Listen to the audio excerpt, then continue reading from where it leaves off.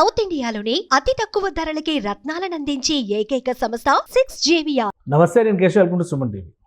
ఆంధ్రప్రదేశ్ రాజకీయాల్లో పాదయాత్ర చేస్తే అధికారంలోకి రావడం ఖాయం అనే నానుడిని మరోసారి నిరూపించిన వ్యక్తి నారా లోకేష్. గతంలో వైఎస్ రాజశేఖర రెడ్డి, తర్వాత చంద్రబాబు నాయుడు, అదే బాటలో జగన్మోహన్ రెడ్డి. ఈ మూడు పర్యాయాలు కూడా అధికార మార్పిడి జరిగింది. పాదయాత్ర చేసిన వాళ్ళు అధికారంలోకి వచ్చినటువంటి సంకేతం స్పష్టంగా ఉంది.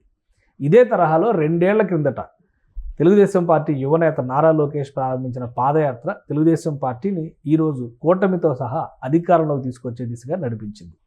నారా లోకేష్ పాదయాత్ర పూర్తయి 2 సంవత్సరాలు గడుస్తున్నాయి. ఈ 2 సంవత్సరాల్లో నారా లోకేష్ సాధించినటువంటి పరిణితి, రాజకీయ అవగాహన, అలానే ఇప్పుడు మంత్రిగా ఆయన బాధ్యతలు నిర్వర్తిస్తున్నటువంటి విధానం, వీటిపైన చర్చిద్దాం. మనతో పాటు అనలిస్ట్ సుబ్రహ్మణ్యం గారు ఉన్నారు. సుబ్రహ్మణ్యం గారు నమస్కారం. నమస్కారం సార్. రాబోయే రోజుల్లో లోకేష్ గారి పాత్ర ఎలా ఉండొచ్చు? డిప్యూటీ సీఎం అని ఒక ప్రచారం జరిగింది. అవును, ఆయన అది కూడా క్లారిటీ ఇచ్చేసారు. అవును, ఇదంతా ఎవరి అజంప్షన్స్ వాళ్ళవి, నేను మంత్రిగానే ఉంటాను అని కూడా క్లారిటీ ఇచ్చారు. అవును. సో ఈ రాజకీయ పరిణితి, ఈ అనుభవం, ఇవన్నీ లోకేష్ గారిని ఏ విధంగా ముందుకు నడిపించారు సార్? ఇప్పుడు ప్రజలు మెచ్చిన వాడే నాయకుడు అవుతారు సార్, ఎవరినైనా సరే. సో ఫస్ట్ టెస్ట్గా మీరు చూసినారంటే మంగళగిరిలో ప్రజల మన్ననలు పొందినారు కాబట్టి అంత మెజారిటీతో ఆయన పాస్ అయినాడు. ఇక రాష్ట్ర ప్రజలు మొత్తం మన్ననలు చూరగొనాల్సిన అవసరం ఆయనకు ఉంది. ఇప్పుడు ఆయన చేస్తున్నటువంటి సేవ, ఆయన పోతున్నటువంటి విధానంలో ఖచ్చితంగా రాష్ట్రంలో ఉన్న మెజారిటీ జనాలు ఆయన్ని అభిమానిస్తారు, అభినందిస్తారు. ఆ రోజు కోసం వెయిట్ చేస్తాడు. తప్పేం ఉంది సార్? ఇప్పుడు 42 సంవత్సరాలు వయసు ఆయనకి, ఇంకా ఎంతో వయసు ఉంది. ఇంకొక 10 సంవత్సరాల తర్వాత సీఎం అవనండి, ఇబ్బంది ఏముంది? ఈ లోపల చంద్రబాబు నాయుడు గారు అనుభవంతో సేవ చేయనండి. పవన్ కళ్యాణ్ గారు, చంద్రబాబు నాయుడు గారు సారథ్యంలో రాష్ట్ర ప్రజలకు సేవ చేయనండి. ఇప్పుడు పవన్ కళ్యాణ్ గారు అప్పుడప్పుడు ఒక మాట అంటుంటారు, నాకు పదవులు ముఖ్యం కాదు, ప్రజలకు సేవ చేయాలని. బహుశా అదే ఆలోచనలో లోకేష్ గారు నడుస్తున్నారేమో. పదవి అన్నది ఏ రోజు వాళ్ళ పార్టీ సార్, పదవి అన్నది ఏ రోజు ఆయనకు వస్తుంది. ఆయనకు అనుకుంటే ఒక రోజు డెసిషన్. పదవి ఇప్పుడు ఆల్రెడీ ఉన్నారు. ఇప్పుడు రేపు సీఎం అవ్వాలనుకుంటే 5 నిమిషాల పని ఆయనకి. చంద్రబాబు నాయుడు గారు, పవన్ కళ్యాణ్ గారు ఎలాగో ఒప్పుకుంటారు, అయిపోతారు. సో కేవలం సీఎం అయిపోవాలన్నది పాయింట్ కాదు కదా. ప్రజలకి సేవ చేసుకుంటూ పోతే ప్రజలే ఒకరోజు ఆయన సీఎంగా కూర్చోబెడతారు. ఆ రోజు కోసం వెయిట్ చేయనివ్వండి, ఆ విధంగా రానివ్వండి, అది మంచిదే కదా సార్.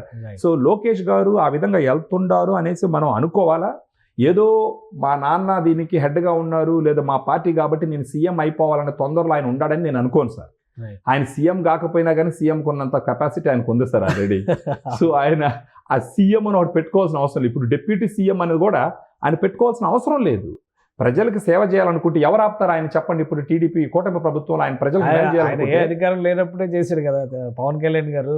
అవును, కౌలు రైతులకి 30 కోట్లు చేసినారు, ఎంతో చేసినారు. ఇప్పుడు పవన్ కళ్యాణ్ గారు లాగానే ఆయన ఆలోచన కూడా రానియండి.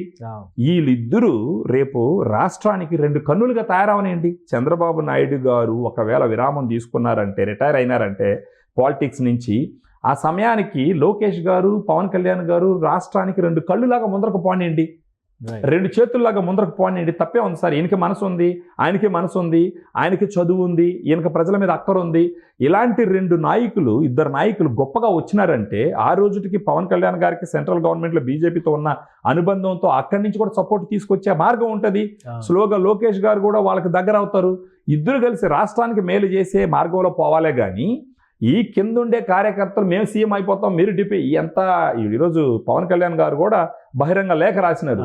కూటమి ప్రభుత్వానికి సంబంధించి లోపల ఏం జరుగుతుందో దయచేసి ఎవరు కామెంట్ చేయొద్దు, బహిరంగంగా పోయి సమావేశాలు పెట్టద్దు, దాని గురించి విశ్లేషణ చేయొద్దు, మనకు ప్రజలకు సేవ చేయాలి అన్నదే మన పాయింట్, దాని దిశగా పొండి అని చెప్పేసింది.